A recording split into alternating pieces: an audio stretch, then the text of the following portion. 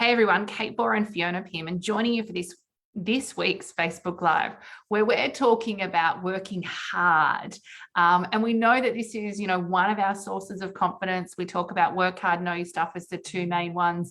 And that as we get more senior, we need to be able to diversify and broaden some of those strategies that we have for being confident. I think the working hard one for you is really interesting because often what's happening and the driving force behind doing this is a need to prove ourselves, to prove that, perhaps we were the right hire if we're new enroll or new in a promotion opportunity, perhaps prove that we're worth the money if we're earning, a pretty significant or serious salary piece, or just that we're good enough.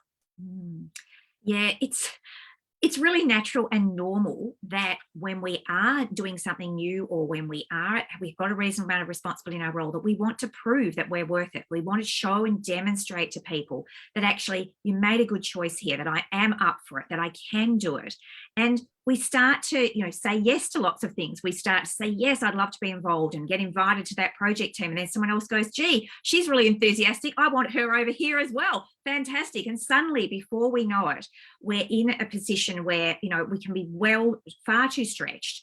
We've taken on potentially too much responsibility. In our enthusiasm to prove ourselves, we've ended up down a rabbit hole of actually, there's so many things now that I'm doing and so many places I feel responsible that I'm starting to get into a place of overwhelm, and it's just simply too much. And then where do I put my energy? What's really important here and what's not? And that can feel, I think, really difficult for people, and it becomes hard to navigate. Yeah, it's kind of that double bind, right? Where you've been so driven to, take on more, to prove more, to show more, that actually now I'm in a place where I feel like I'm going to actually damage my credibility and my reputation because either I'm not going to deliver or I'm going to have to say no. And so I think being really conscious of this dynamic, that's why we talk about, the other 8 building blocks of core confidence, because this is unsustainable. If all you're relying on is knowing more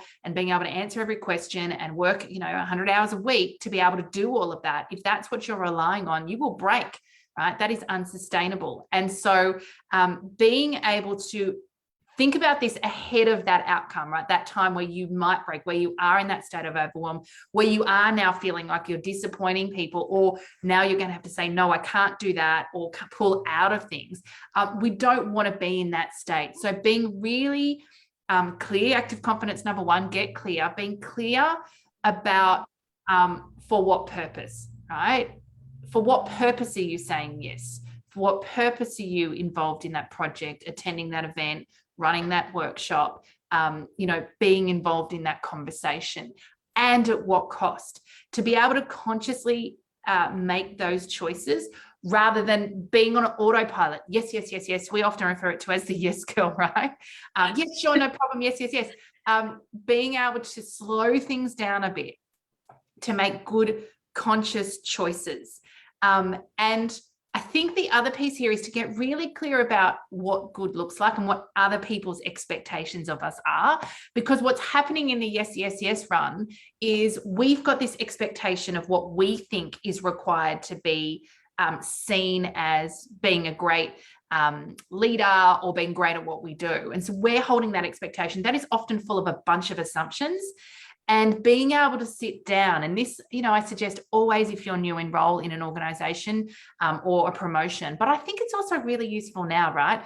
To be able to go, okay, hey, I just want to take a breath. I want to look at what's on the agenda this year. I want to get really clear with my leader about, what the hot buttons are, what success looks like, what doing a great job looks like, so that I understand it from their perspective. And that's not always an easy conversation because I don't think people actually know. I think unconsciously they know, but if you ask them to get a pen and put some thoughts on paper, not so much.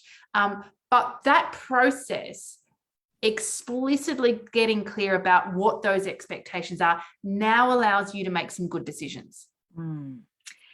And the willingness to start to really understand ourselves, to start to understand what's going on for me. Why am I doing this?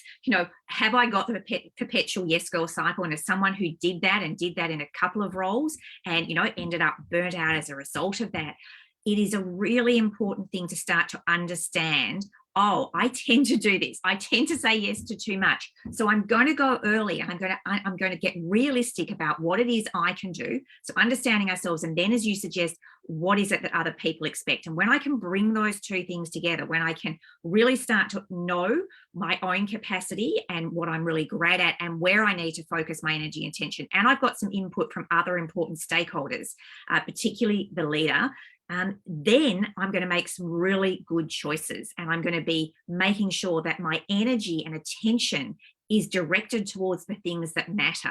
I mean, we often talk about when people are in overwhelm, we see this a lot, talented, ambitious, fantastic women who are simply in overwhelm from saying yes far too often, or feeling as though they have to prove themselves.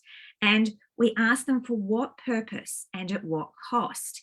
And I think the more we're willing to dig into that, to understand where I'm doing something, why, and then what am I potentially going to end up, what's that going to cost me? What's going to happen to me as a result if I continue to say yes here, or I continue to be down this path of proving myself? Yeah, absolutely. Slowing down, being able to make good conscious choices, get clear about what good looks like, get clear about what our capacity is. And of course, active confidence number 6, right, which is setting enforced boundaries, saying no with confidence. All incredible skills, particularly in the way we work in this day and age. Guys, we're going to wrap it there. If you know someone who would benefit from today's confidence conversation or any of our other confidence conversations, feel free to tag them or share this with them. If you'd like to be notified when we go live, head over to our Facebook page, hit like, and you will access a whole bunch of other past Facebook Lives and resources. And of course, if you'd like to go deeper with your relationship with Core Confidence, visit coreconfidence.com.au.